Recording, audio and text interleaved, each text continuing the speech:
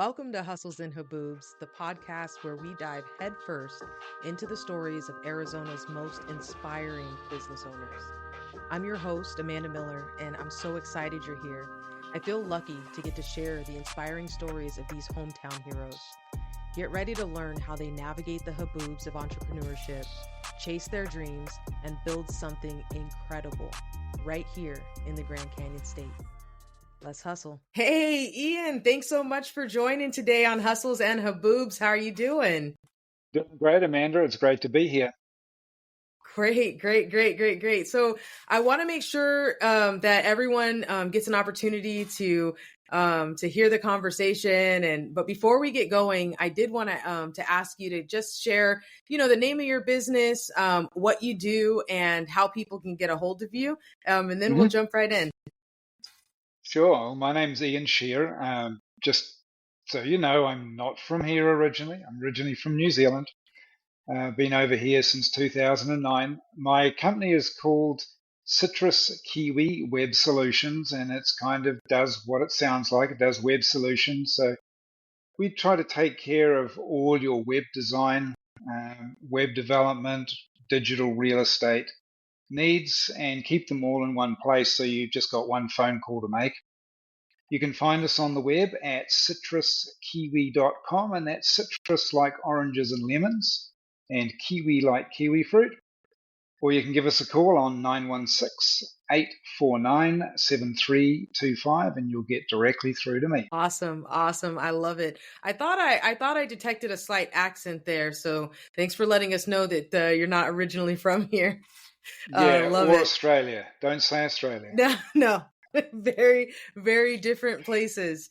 Yes. I was on a cruise recently back in July. It was an Alaskan cruise, but our cruise director was from New Zealand. And so there were him and the assistant cruise director. They did this bit where he would, kind of joke and say, "Oh yeah, and he's from that big island with all the kangaroos." And he's like, "Yeah, no, that's not where I'm from at all." So it was kind of funny every morning on their little 5 a.m. show.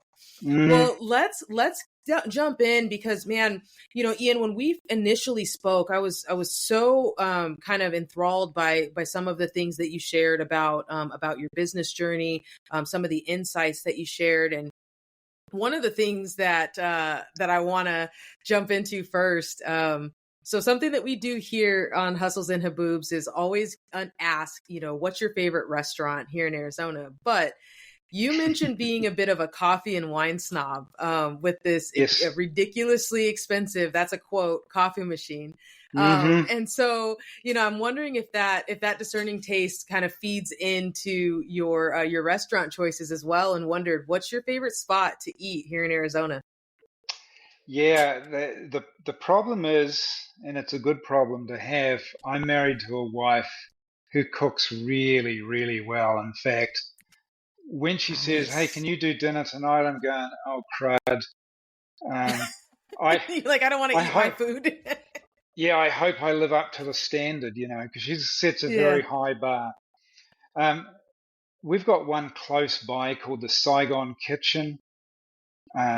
We've been going there since before we bought the house here in 2013. So we've been going there for a long time. And Dennis, if you happen to be watching, appreciate your food. Great food. On the other side of the water, if you like, there's a French restaurant called Vincent's, which is down in kind of the Scottsdale, it's East Phoenix area. And they do some great food there, and they have some really, really good wines. So those are probably two favorite ones. All right. Awesome. So Saigon Kitchen, and that's down in Tucson, right? No, this is just in Bell Road here in Surprise. In Surprise. Phoenix. Okay. Mm-hmm. Okay, that's right. So I'm in Mesa, so everything on everything outside of the East Valley is, is real far out there. Yeah, it's Tucson, right? It's either Tucson or California. Yeah. No, that's really, so Saigon Kitchen, I haven't heard of that, but I'm gonna have to give it a shot. I'm developing a really nice list of places I'm gonna get to try, I bet. which is really cool. All right. Well, so thanks for sharing that and those two places, Saigon Kitchen and Vincent's, which we'll all have to try. But so you talked about on your journey of entrepreneurship, really finding the why behind your business to drive success. What rituals or routines really help you stay grounded and connected to your purpose each day? And what's your why? So you did mention being really connected to helping small businesses and really focused around that that demographic, which is super awesome. But so how do you stay really connected to that why? Are there any routines or things that you do that help you kind of remember, like, this is why I'm doing it when things get tough?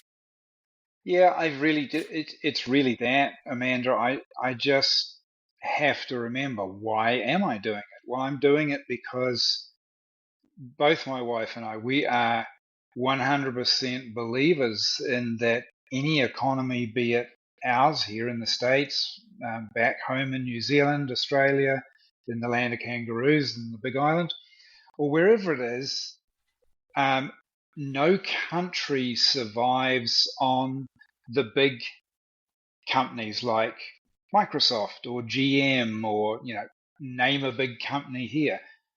If all those companies went away, yes, there'd be obviously a lot of people out of work, but the economy's not going to collapse.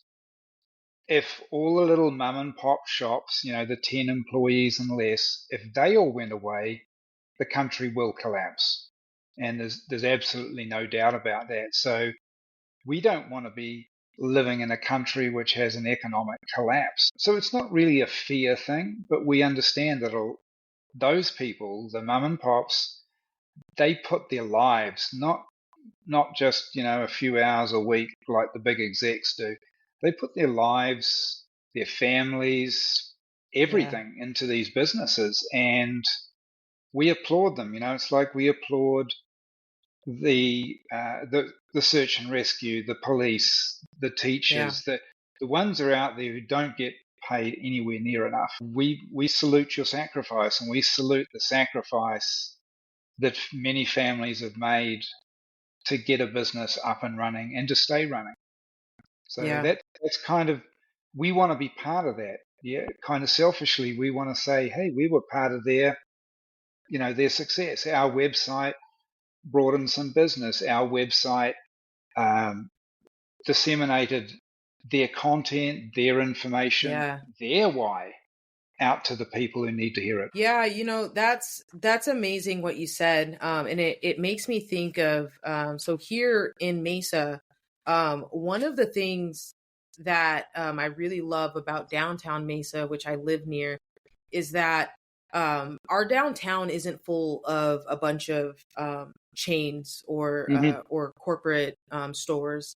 And so when you go into businesses, be they restaurants or antique shops or music shops or a bar or in downtown Mesa, chances are you're going to be able to meet the owner and you're going to get to learn something about their life and their family and build that relationship and exchange those conversations, which of course you can do with anyone in any business that you go into, but getting the opportunity to truly meet and intermingle with the people who this is their livelihood. Like they built this business for a reason, to give something to the community and to be able to take care of their families. It's not necessarily about, grandiose outcomes. So there's something really refreshing about that. So I can definitely understand, kind of taking some pride in being able to say, we had a hand in that, with businesses like that. Yeah. So with that, talking about the why, you also you did share Simon Sinek's Start with Why having a big impact on you. Yeah. Is there anything specific from that book or approach or any other books or resources that have been really instrumental in shaping how you approach business? It was actually a video. It was a TED talk from maybe even a decade ago now. It's quite an old recording, but you can see it Yeah, on yeah. YouTube. Start with Why by Simon Sinek, Oh yeah, Sinek. I thought there was a book as well. I'm Did he not sure write a? I'm sure I'm Okay, sure there probably is, but I saw it as a YouTube video. That's awesome, probably was awesome. most instrumental in us kind of getting around to formulating the way we've set up our business model, because Mm-hmm. people don't really care what you do, and they don't really care how you do it until they know why you do it. People don't care how much you know until they know how much you care. It's kind of the same situation. Yeah. If I say I sell or I make and sell blue widgets, people go, yeah, well, one day I might need a blue widget. And Yeah. if I say, well, Yeah. I make them this way, they go, well, that's interesting. But why? Why do Mm-hmm. you get up in the morning? It was kind of like what we are talking about before, the why. Why do you get Yeah. up in the morning and make blue widgets this way, then sell them so that I can buy them? If they don't know the backstory, then there's a lot lost in the translation. You're just another blue widget seller. You're just another web designer. You're just another auto mechanic or a general contractor, or insert the business here. Yeah. Yeah. In today's market, Amanda, you must have a USP, a unique selling point. And this sort of came out of Simon's TED Talk. There are one or two other web designers just in surprise. Forget about Phoenix, forget about Arizona and the world. So I've Yeah. got a bunch of competition, or we've got a bunch of competition. And so we have to do the same thing with a different why and a different how. And if you don't, then you've really only got one thing to compete upon if no one knows you. Now, if your name is Adidas or Nike or Coke or something like Mm-hmm. that, then you've Yeah. already got that Yeah. brand awareness. But for a little old Citrus Kiwi Web Solutions that no one has ever heard of, we can only stand out basically on price. And everyone else is the same. If you haven't got massive brand awareness, or Mm-hmm. you haven't been referred, then the only way you can compete is on price. And that's a really, really, really bad business model, because you're Yeah. never going to win. I'm never going to beat someone in the Philippines or in India doing the same job as I do, uh, Yeah. on price anyway. I will never beat No, them. that's So great. I can't Yeah. compete. No, that's really, so what I'm hearing is your why is your story. Hmm. Your unique selling proposition is your how, right? Hmm. And your differentiator, but your why Yeah. is your story. Yeah. And if you're not going to compete on price, you're going to compete on story, Hmm. on how can I build a connection with this person, right? Or Yeah. how can this person be connected to our story and Hmm. therefore want to do business with us. Yep. And And you and see it. you Sorry, carry on. no, go ahead. I was going to say, you see it now with woman-owned business, black-owned business, veteran-owned business, and that's part of their story, and that's what, whether they know it or not, they just Mhm. might think it's a good idea, but whether they know it or not, that is part of their story, and that is part of why, you know, if I saw two businesses and I couldn't determine between the two, and I knew one was a veteran and one wasn't, I'm probably going to pick the veteran out, Yeah. because I support those people who've sacrificed something to protect me. Yeah. So Yeah. yes, you're There, right. The backstory is important. there's so many people in the world, and it's similar, if we go with the Nike example, right? You Mm-hmm. have Nike, you have Reebok, you have Converse, I just saw K-Swiss is making shoes still, Mm-hmm. but which is really cool. And you have people out there who are like, I'm diehard Nike. That Mm-hmm. I wear Nikes, so I almost don't even look at or look for other brands because I connect in some way with Nike, whether Yep. they helped me tell my story or whatever. And then you have other people who, feel the same way about other things. Yep. And so I say that to say that there are so many people in the world. And, I think sometimes when we're early out in business, we can minimize or underappreciate how important our story actually is. But truly, there are going to be people who will connect with your story, and you got to kind of find your tribe. You have to find your community. And the way you're Mm-hmm. going to draw people in is because they're going to see themselves in some way, shape, or form, right? For instance, you really focus on small business. There are people Yes. out there who are really staunchly small business people. Like for me, I Mm-hmm. prefer to do business locally. I prefer to Yep. find someone Yep. local, right? Mm-hmm. So that's a really, really good point. And it kind of speaks to a story that you shared, where your really expensive or ridiculously expensive coffee maker was Mm-hmm. having a challenge, and you all needed to have a repair person come out. And Yes. your knack for connecting, you were actually able to turn that repair visit into a client. I was. So what's your secret to making the most out of just everyday interactions and really connecting with folks? Just be bold. Just Yeah. ask the question. You know, one of the packages we offer as an add-on to just the general basic web service is a review capture platform. So Mm-hmm. people in business generally have they either have a really hard time getting reviews because they have a hard time asking for them, or they just Yeah. don't ask for them.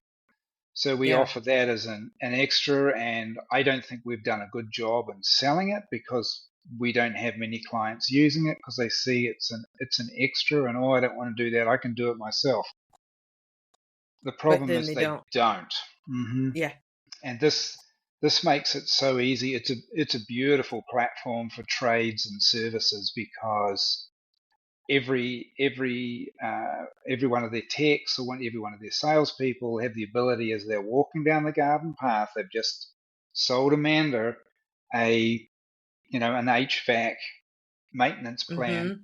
and before they're out the front gate, they can be getting on their computer, on their phone rather, tablet, whatever it is, and sending the client a review request right there and then. And what's the most opportune time to ask for a referral? Yeah. When they've just given you a Yeah. check, because they're really Yeah. excited and happy and they think you're the world's best thing since sliced bread.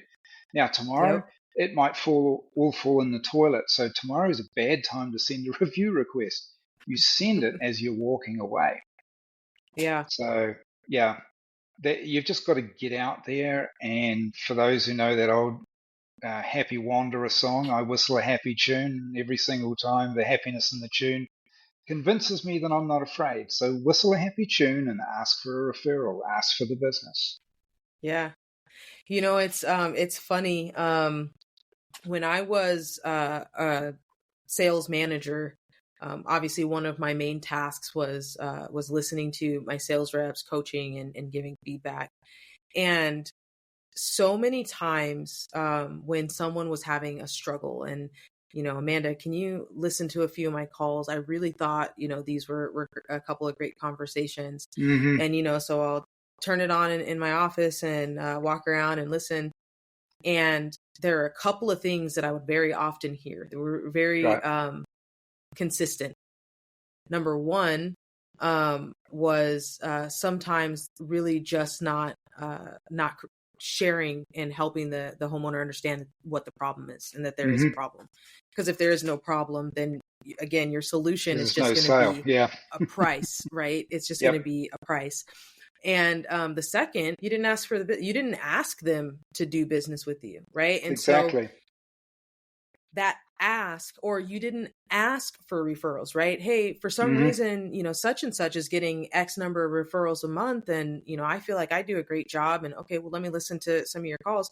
Hey, I listened to 5 of your calls. I haven't heard you ask for a referral once. Exactly. Oh, well, I send them an email later.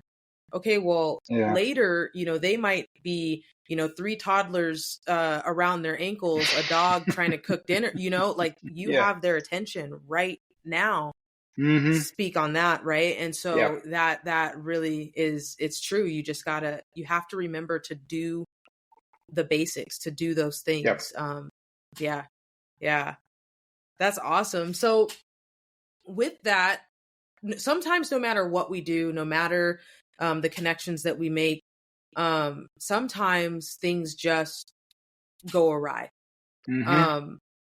And as business owners, we're often learning tough lessons, where, you try to avoid as many as you can, but sometimes you're just going to learn that lesson. And have there ever been any situations where you had to learn a tough lesson, around client relationships or running your business? And I'm always a fan of the term fail fast, right? Fail fast and get back up. So, what lessons have you learned, and how did you, kind of dust yourself off and get back up and move forward?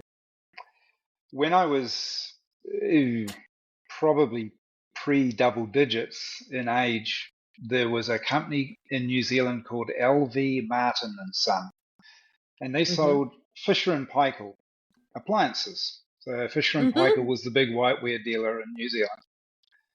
And their slogan was, "It's the putting right that counts."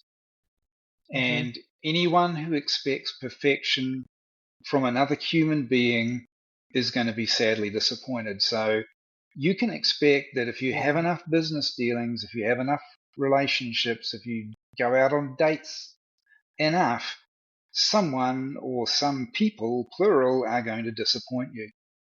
It's how, one, you and react. You're disappointing others. And many times, many times.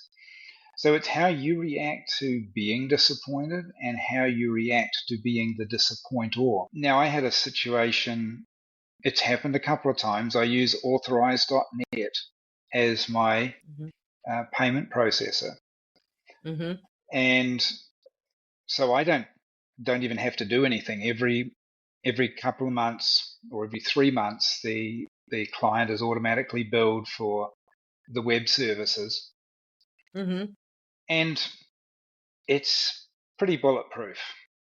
Unfortunately, there are people involved, so it does fail sometimes. So a couple of times I haven't noticed that a client's payment profile has been suspended by authorize.net for non-payment.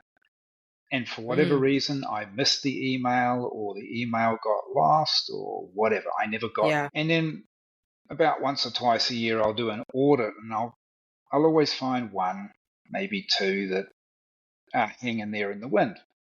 So I had a case where it was a couple of years ago, and I found, I think, about 5. And so I wrote to them all,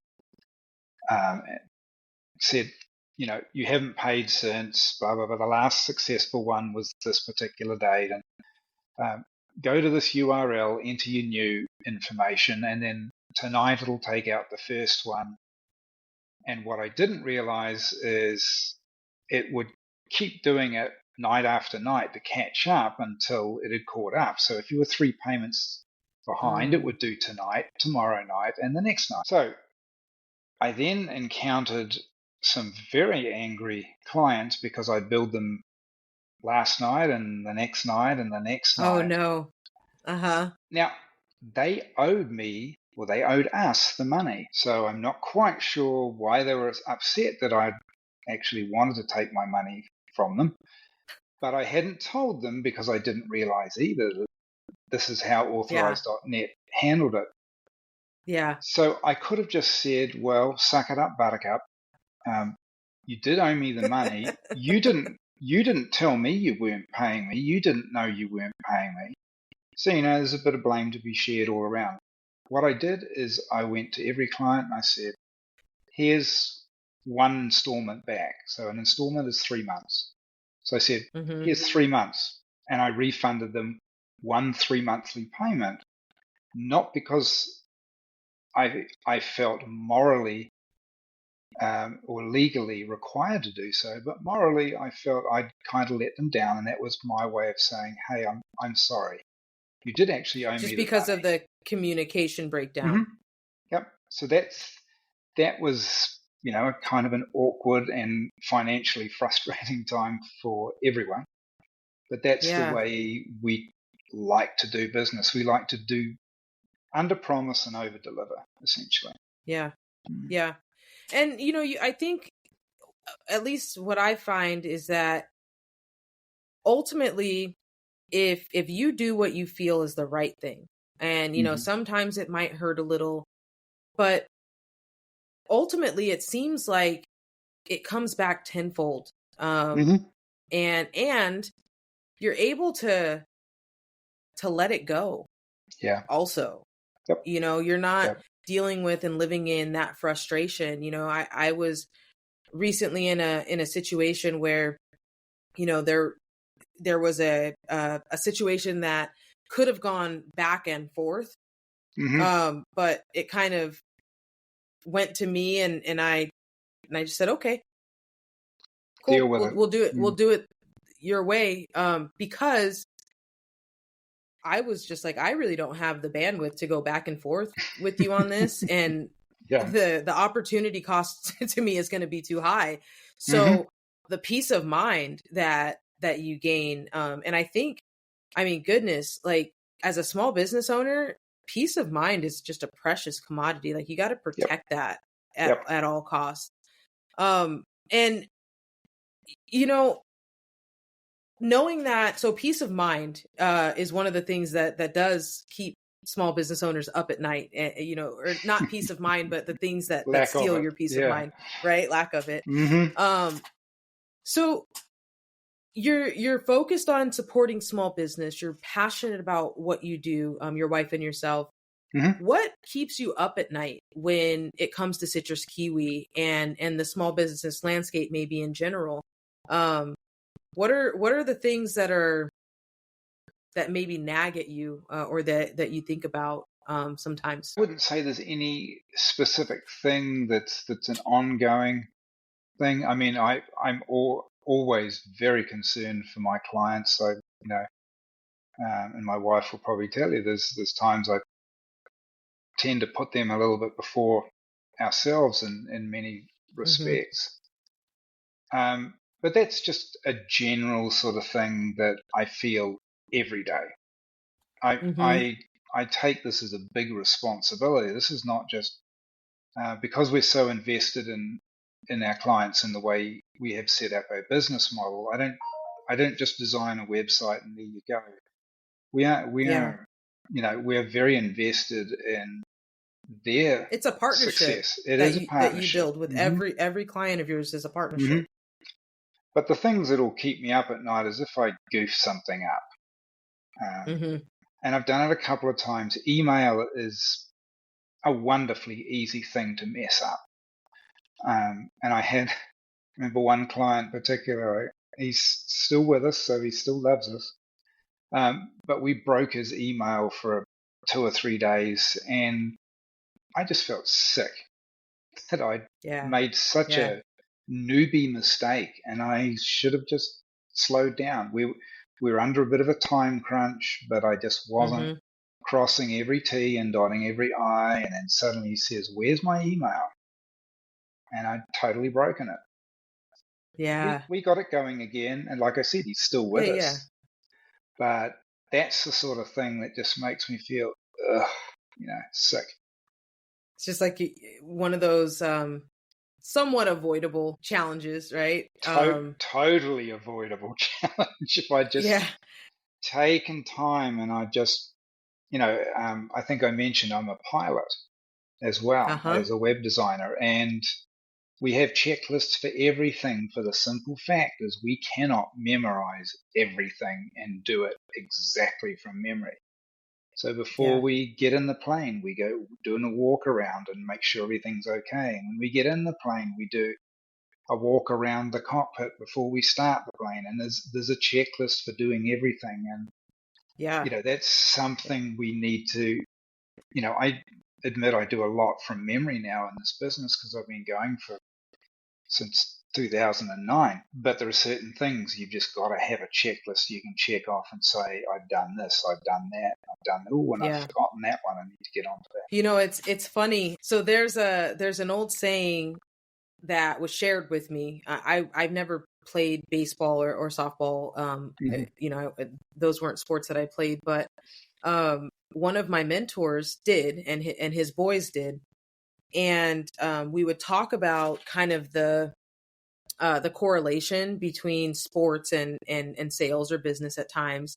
Mm-hmm. And he would always ask the question, well, okay, so what does an all-star hitter do when they are getting into a slump, or they're not they're not hitting at the same level that they need to be? Yep. He's like, they'll go and hit 500 balls off of a tee, or Mm-hmm. go to the batting cages, right? Mm-hmm. You go back to basics. And Yeah. I've often had really or even myself, right? I've often, you get into that groove and you get into autopilot, and just because we're on autopilot doesn't mean we're autopiloting all of the right steps, right? We can get on autopilot and be missing steps. And so, it's funny because I have checklists for myself for things that I do every day. Mm-hmm. And it's just, okay, I think that automation is right. Let's go through and make sure, okay, is it firing here? Is it putting the document in the right spot? Is it naming the document correctly? Okay. And it's really easy to when you're a professional to get into the place of, well, I'm a professional, I don't need that. But Mm-hmm. We're not robots, we are humans. No. And so to your point, sometimes just bust out the checklist and and make sure that that we've got it all. Because sometimes when you I know that, I know that thing.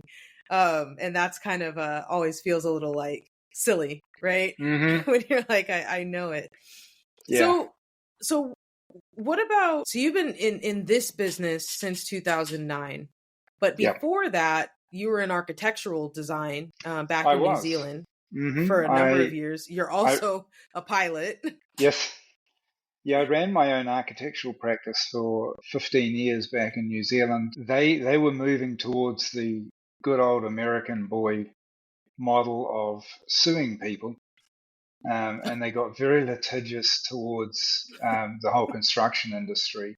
About the time I was leaving, I was actually involved in 4 lawsuits, 3 of which in New Zealand. In New Zealand, 3 Oh, of which wow. I walked away from. The 4th one, I don't believe I should have been, but it was kind of the architect was the last person standing, them and the city who had approved the plans, and so they were the ones that generally got sued.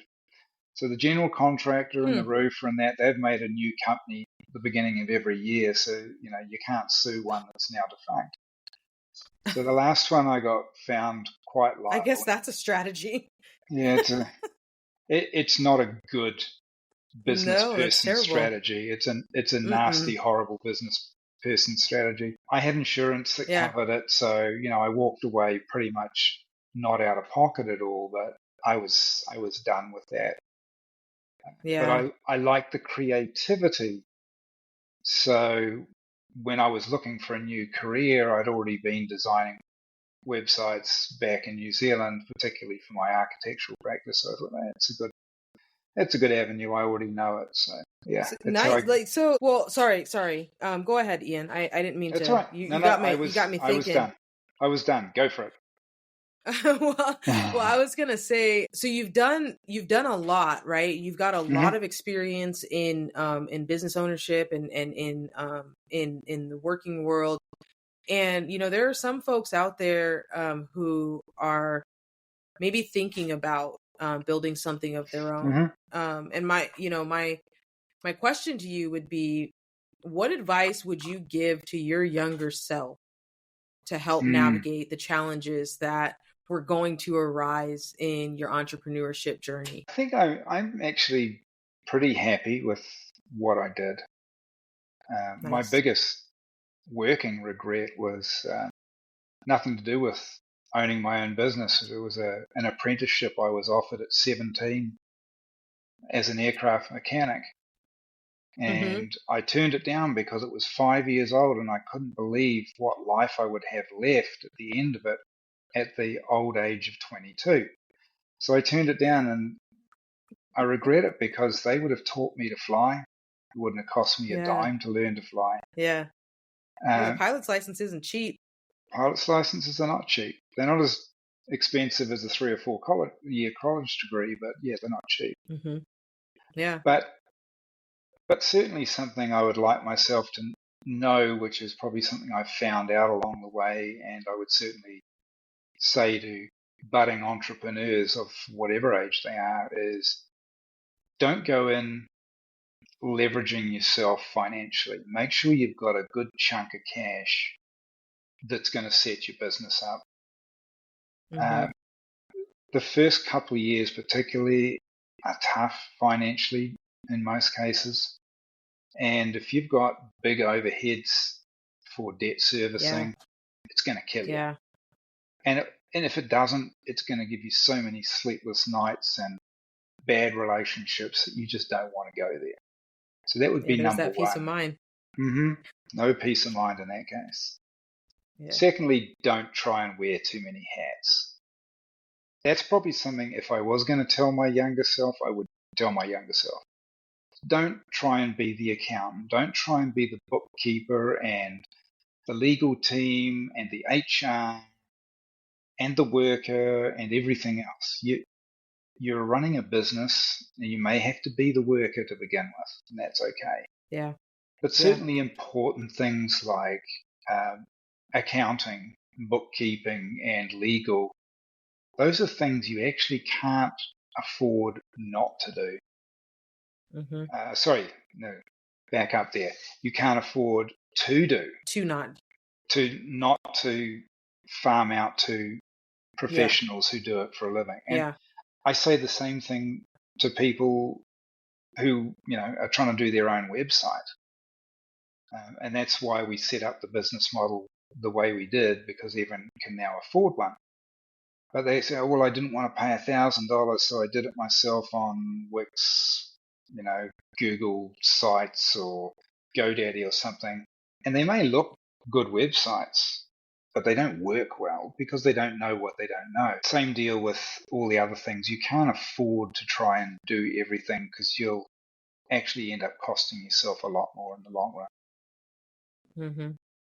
Yeah, I've got sayings on sayings on sayings, but the one that comes to mind just now is it's only cheaper if you only have to buy it once. Yeah. If you're, if the thought is, well, I'm doing it this way because it's less expensive, and then it doesn't work, the site can't, say in websites, it can't be crawled as well, or it's not, able to connect with the different integrations for, the rest of your site, depending on, or the rest of your business, depending on the type of business that you're in. Well, then you've paid and spent the time. So you have to think of your time as a cost as well, right? Yeah. And then you're going to pay someone to do it anyways. Exactly. Because it failed miserably the way you did it. Yeah. Yeah, so it's like it wasn't actually less expensive. It was actually more expensive. In the long run, yeah. And aggravating. In the long run. Again, and lack of peace of mind. Yep. That is phenomenal advice. You know, I totally agree. It took me a little while to learn that I can't do everything. Particularly, there are a few things that I think what I've seen, small business entrepreneurs, people starting out, you know, think that insurance is kind of a luxury cost, or bookkeeping, or legal. I mean, there are even legal services out there where you can be on, you know, if you're not a big old business but you might need someone to look over a contract. And, you know, if you're not familiar with legalese, you might end up putting yourself in a bad position because you didn't have that, you know. So it might be $100 a month or whatever it might be, but you have someone to be able. And so, you know, those costs that seem like luxury costs, it's not, right. They're actually important things that you need. And goodness, Ian, I knew this was going to be a great conversation, but it was a phenomenal conversation. And I'm so grateful to have had you spend some time talking with me here. And I'm so excited to hear what our viewers and listeners out there think, you know, make sure that, you know, we're talking about and sharing the great restaurants here in Arizona. Absolutely. That's definitely a list that we want to continue to build. And as you're on your entrepreneurship journey, you know, start with why. Make sure that you're protecting your peace of mind, and think about those non-negotiables in your business. And join us next time on Hustles and Haboobs. We'll see you then. Bye-bye. All right. Let's see.